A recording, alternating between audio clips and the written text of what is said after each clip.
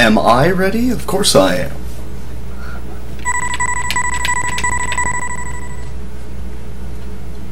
If you would like to give me some sort of a countdown, I don't know if you want to do that in chat or whatever, please let me know.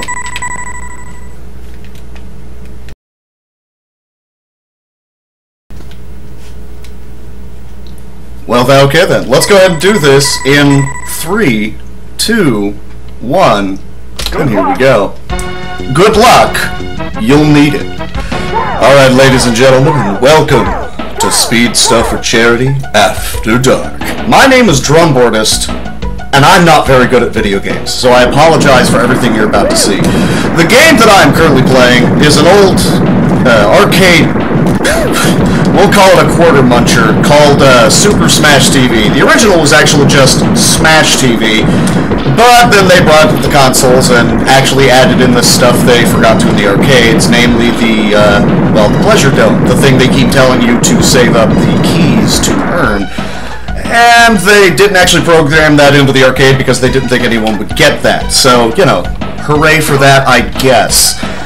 The point of easy mode here is very simple. There's easy, normal... You'll need it.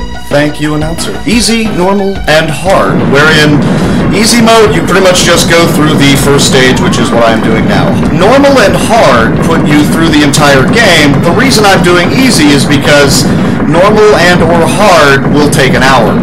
No one has enough time for that. Well, a couple people do, and props to them for running this game. I am a fan of the easy mode, so that's what we're doing here. So, the general gist of the game is shoot everything that appears in rooms. There are actual legitimate strats, even though you might not readily be noticing them because I'm not, as usual, getting the drops necessary to do them.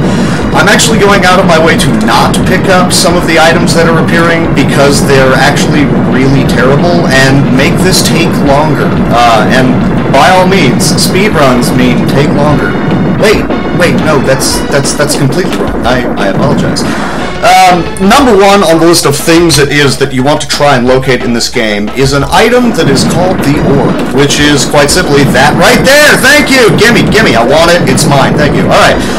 As you can see, my shots have now doubled, which is a thing that you want because it's, well, literally double the damage. Double the pleasure, double the fun. For those of you born in the 80s, I'm sorry I referenced doublemint. Anyways, you want to try and take the fastest route to get to the one boss that you're going to be playing in this section. Part 1, get an orb because, well, if you're going to kill faster, that's kind of a good thing to have on hand. The other thing, which I've been completely failing at in this room, is this is one of the few rooms where you don't focus on the mindless waves of we'll assume they're robots because the alternative is horrifying, and blow up the red guys on the side. And I did a terrible job of that, but, you know, just go with it. I'm sure I'll wind up losing absolutely everything that happens to come my way. As long as I am able to keep enemies away from the orb, it doesn't disappear, doubles my ammo, etc. I've already made that particular pun. Makes it easier for me to not murder. Explode, yes. My enemies in an expedient manner. There's one of the aforementioned keys that I'm not going to bother collecting, and there went my orb because I fail at protecting the things that I love in life. What are we talking about? I don't even remember anymore. So, having said all of that, here's Wonderwall. No. I'm not really having anything else tremendous to say right this second outside of I need to kill things quicker, because that's the name of this game. And because I lost the orb, that means I'm actually going to wind up having a second cycle of one of those weird red fluttery things come at me in this room, because the game likes to let you know you're slow. It's the, hey, congratulations, you did not do well enough to avoid this thing coming at you, so here's another one. Oh, actually, I might have dodged it. I did actually somehow dodge the second round, which I don't understand it, but we're going to go with it. So here is... Thank you for that. By the way, that guy right there, the guy in the red sports jacket, he's the final boss. I know that is going to come as a complete surprise to absolutely everybody watching right now. But, yeah, no, I tend to skip most of the rooms possible because well, what is it? Insanity definition of it is doing the same thing over and over and again and expecting different results. Well, that's this game. Only in this case, it's based off of what items are going to be coughing up or getting coughed up. I don't know. There's a lot of coughing involved, and they frequently don't want to happen.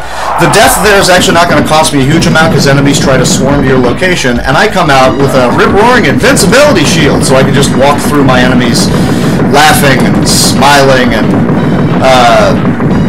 well, there's probably not much of either, frankly, but, you know, whatever gets the job done quicker, I suppose. So, long and short, once I get to the boss, which is the real run killer, even if I had an orb, this has not been a fantastic run, and I did have an orb, but I don't really take good care of things that are important to me.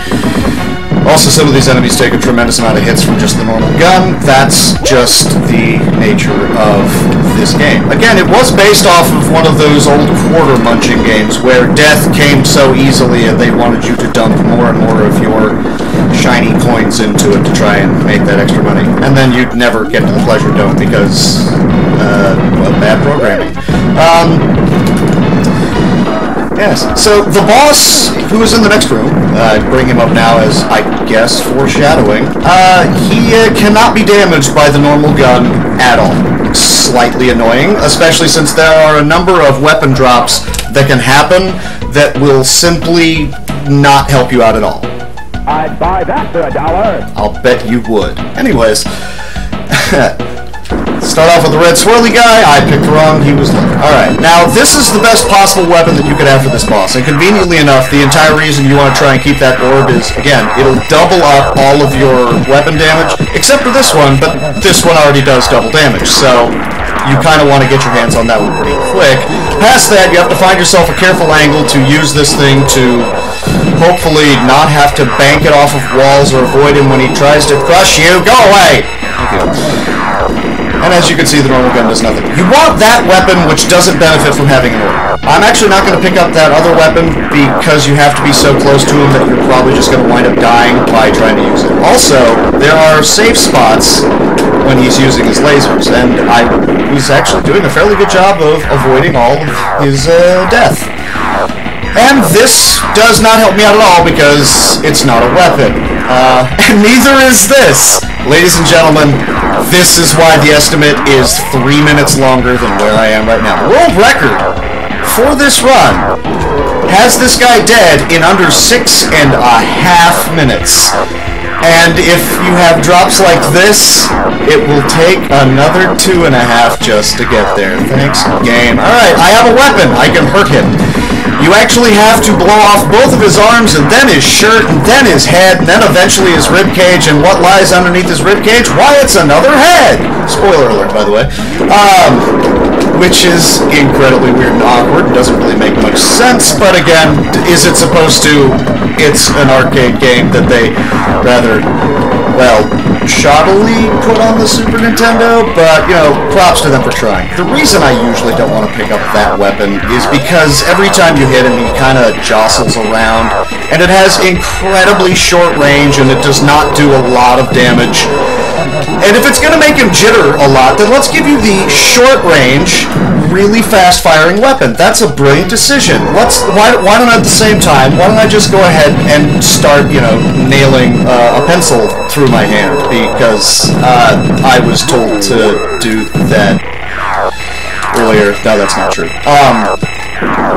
All I'm really saying is this is a bad idea, and I probably shouldn't do it anyways. So, here's the last form. Surprise, he has 2 heads. Don't think too much about that, or else love it shooting out of your ears. Now I need another weapon. This is not a weapon. So there's literally nothing I can do until another weapon shows up, and that doesn't happen. Are we having fun yet? How's everybody doing tonight? Alright. So he should almost be dead. I'm gonna go for it and grab this. He'll probably die just immediately. Yep, right like that. Alright, the boss is dead. We take the celebratory death on a mine, and the crowd feels bad. But that's fine, because this run is actually over right now. And now you can see what happens when you play a game that is all RNG all the time. Yes, 2 heads and the Pleasure Dome, Poke Hero. thank you for paying attention to the wonderfulness that is this game. I'm just going to keep talking lower and lower. Alright.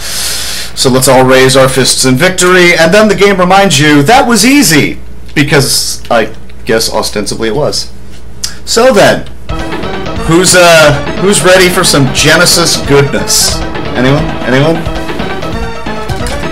I bring it up because I've got the next game. And it's a fun